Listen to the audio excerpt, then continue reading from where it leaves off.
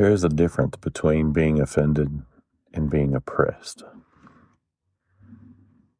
And if we lose the ability to tell the difference, we lose the ability to have honest conversations. Being offended means something affected your emotions. Oppression means someone removed your freedom. Those two experiences are not the same. But in the modern cultural conversation, they are increasingly treated as if they are identical. And that confusion has consequences. Because when emotional discomfort is treated like injustice, people begin demanding protection from ideas. And once protection from ideas becomes normal, truth becomes dangerous.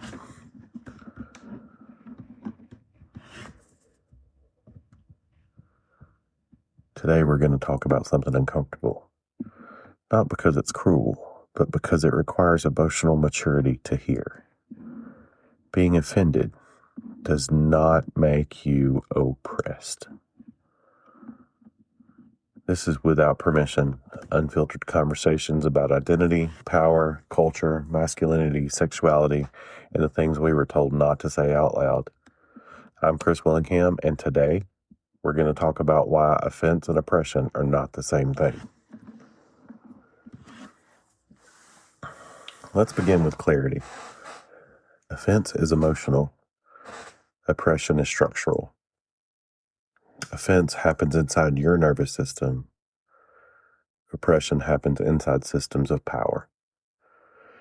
If someone says something that upsets you, that is offense. If someone prevents you from working, voting, speaking, or living freely, that is oppression. One is a feeling, the other is restriction of freedom. But when those two ideas become blurred, people start treating emotional discomfort as if it carries the same moral weight as a real injustice. And that creates confusion. Because if every emotional reaction becomes a moral crisis, we stop being able to identify actual harm. Everything becomes equally serious. And when everything is equally serious, nothing actually is.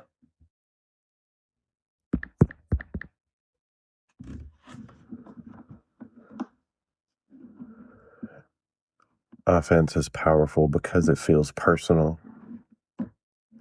When someone says something that challenges your belief, your nervous system reacts. Your heart rate increases, your body becomes alert, your brain moves into protection mode. This is a natural biological reaction. But biology does not automatically equal morality. Just because your nervous system reacts does not mean you have been wronged. It means you have been affected.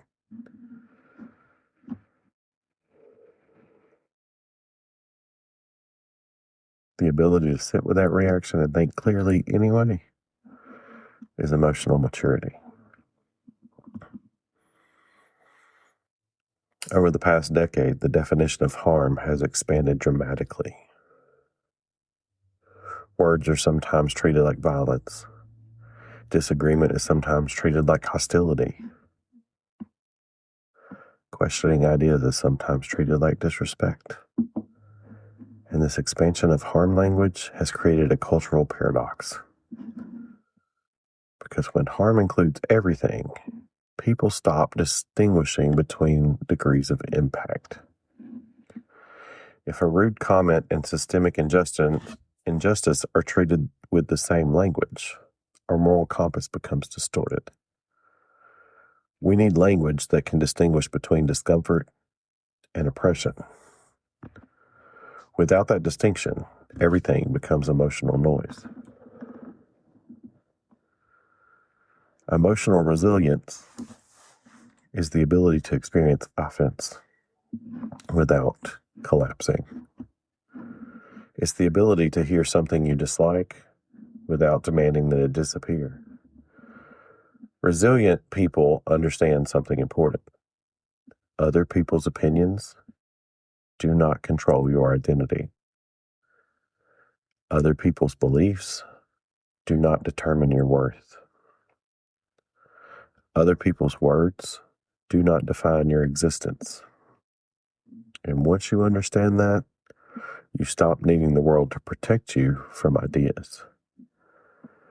You begin protecting your own stability instead.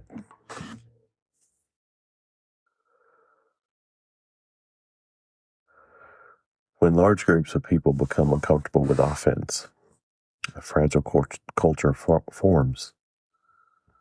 A fragile culture demands constant emotional safety. It demands that language be carefully monitored. It demands that ideas be pre-approved. And over time, this culture begins to shrink conversation. Not because people have nothing to say, because people are afraid to say it. Fear does not create thoughtful societies. Fear creates silent ones. And silence has never been the birthplace of progress.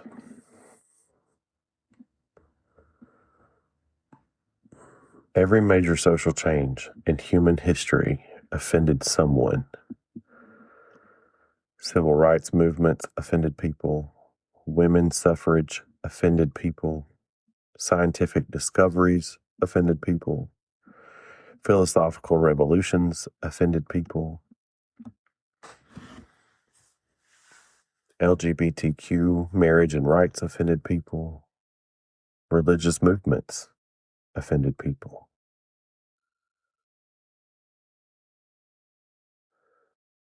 If offense has been treated as proof of injustice, many of the ideas we now celebrate would have never been spoken. Offense is not evidence that something is wrong. Sometimes offense is evidence that something is new, or uncomfortable, or challenging. And challenge is the beginning of growth.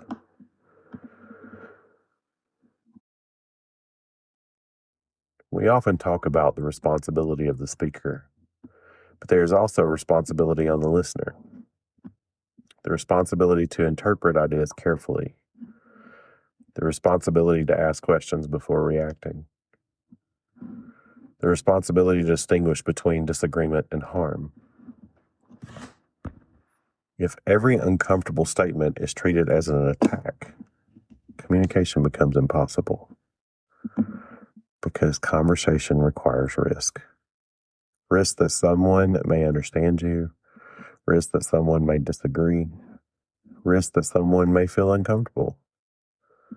Without that risk, people stop talking honestly. Moral inflation happens when we treat small offenses as if they carry the same weight as real injustice. If everything is labeled harmful, the word harm loses meaning. If everything is labeled violence, the word violence loses seriousness. Language matters because language shapes how we understand reality. If we exaggerate emotional discomfort into oppression, we weaken our ability to recognize real oppression, and that ultimately harms the very causes people claim to protect.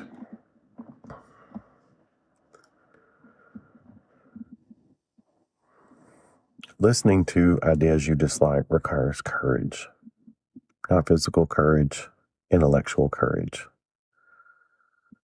The courage to hear something uncomfortable and examine it carefully. The courage to ask, what if there's something here I haven't considered? That doesn't mean you must agree, but it does mean you allow ideas to exist long enough to examine them.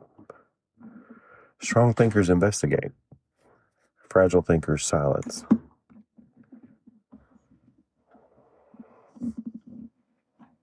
Let me say something clearly. You're allowed to be offended. Emotions are human. But offense alone does not give you the moral authority over other people's voices. Your emotional reaction does not automatically create injustice. Your discomfort does not automatically create harm. And your identity does not require universal agreement in order to exist. You are strong enough to hear something you dislike.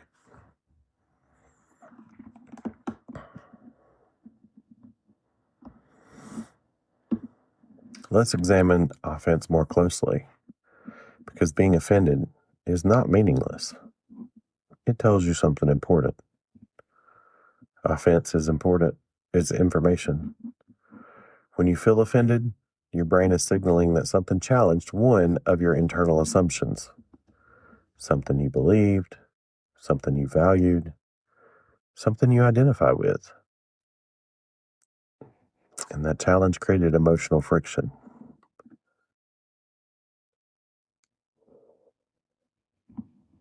But friction is not the same thing as injustice. Friction is where learning begins. Think about the moments in your life when your perspective changed. Those moments almost always started with discomfort. You heard something you didn't like. You encountered an idea that contradicted what you believed. You felt defensive. You felt irritated, maybe even angry. But if you stayed curious long enough, that friction became insight. The problem is not offense. The problem is what we do with it. Some people use offense as a doorway into deeper thinking. Others use offense as justification for shutting thinking down. And those two responses create very different people.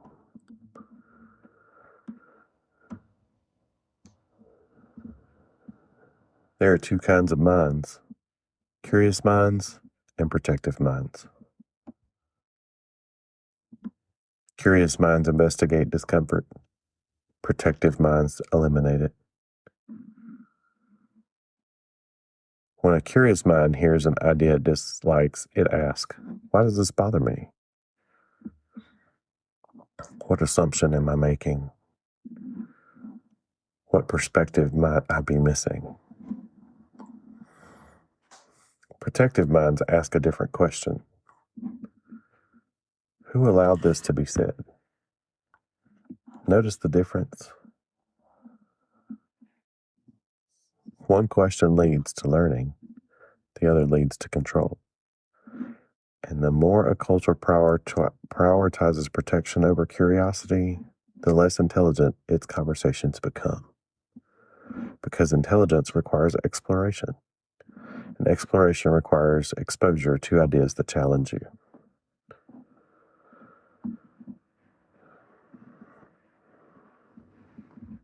Another reason offense becomes so powerful is ego. When someone challenges an idea that is closely tied to your identity, it feels personal. Not because they attacked you, because your ego fused with the belief. And once ego attaches itself to ideas, changing your mind feels like losing status. Admitting you might be wrong feels humiliating, but strong thinkers understand something crucial. Changing your mind is not weakness. It's evidence that you're thinking. The people who never change their mind are not strong, they are rigid. And rigidity is often just insecurity disguised as certainty. Now let's address something a little more complex. People's identities are often tied to culture, race, sexuality, religion, and lived experiences. Those identities matter. They shape how people see the world. They shape how people experience society. But identity should not eliminate conversations. It should deepen it. Your identity gives you perspective. It does not give you immunity from disagreement. Healthy societies allow different identities to coexist and challenge each other's ideas without collapsing. Because progress happens when perspectives collide, not when they hide.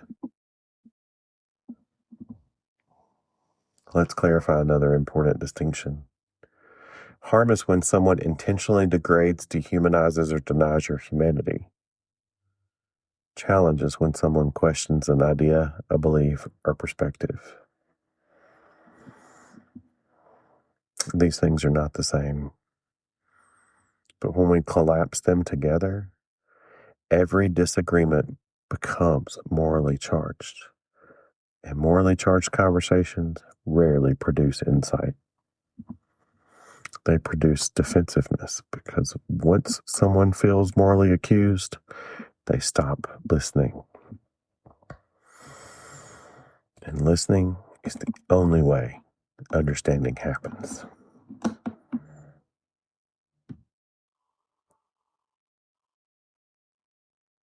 Emotionally strong people understand something fundamental. Other people's opinions do not define them. If someone says something wrong, they respond. If someone says something offensive, they evaluate. If someone says something ignorant, they challenge it, but they do not collapse because their identity is stable enough to withstand disagreement. That stability allows them to stay calm, to think clearly, to engage thoughtfully. Without stability, every conversation becomes a battlefield. With stability, conversations become opportunities.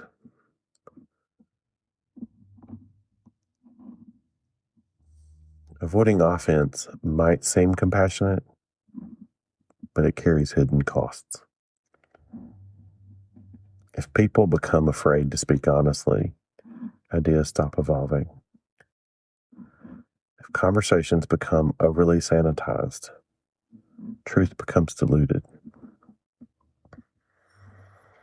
If everyone is constantly walking on eggshells, authentic dialogue disappears. And without authentic dialogue, societies stop growing. Growth requires honesty. Honesty sometimes creates offense, but offense is temporary. Stagnation is permanent.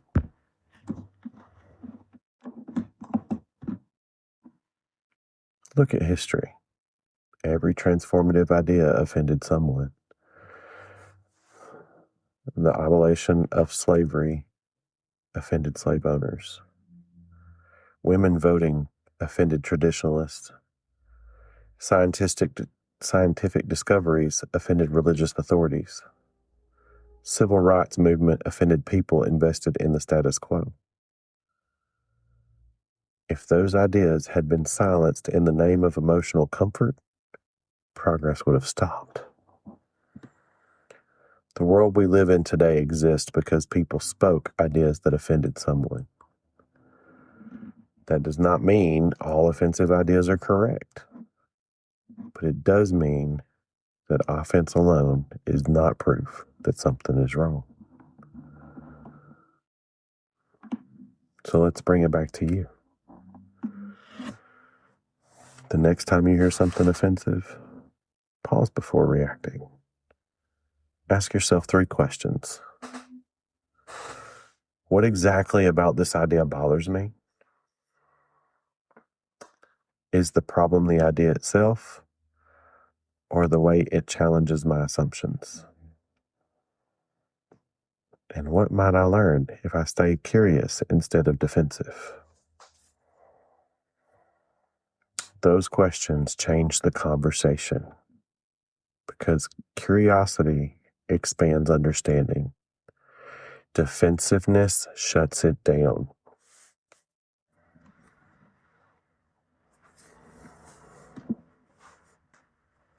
If you value freedom of thought, you have responsibility too.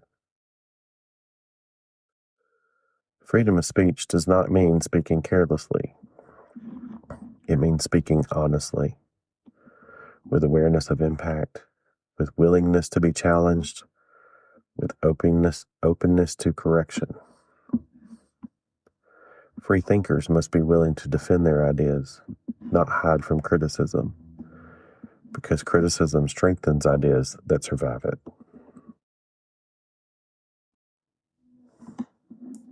Perspective requires humility. It requires acknowledging that your experience is not universal, that other people's realities may be different from yours. But humility does not mean silence. It means conversation. It means listening deeply and responding thoughtfully. That is the discipline of perspective.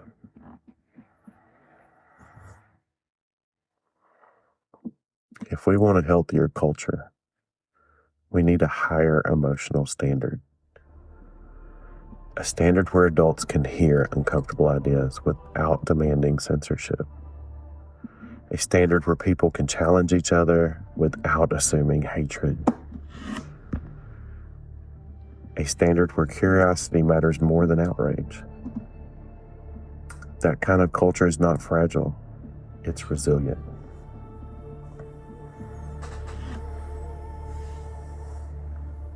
Being offended is part of life.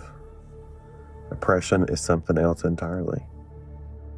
If we treat them as the same, we lose clarity. Strong societies protect freedom of thought. Strong individuals cultivate emotional resilience, and resilient people understand something important.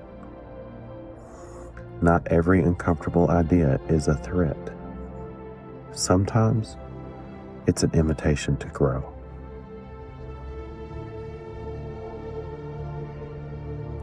I'm Chris Willingham, and this is Without Permission.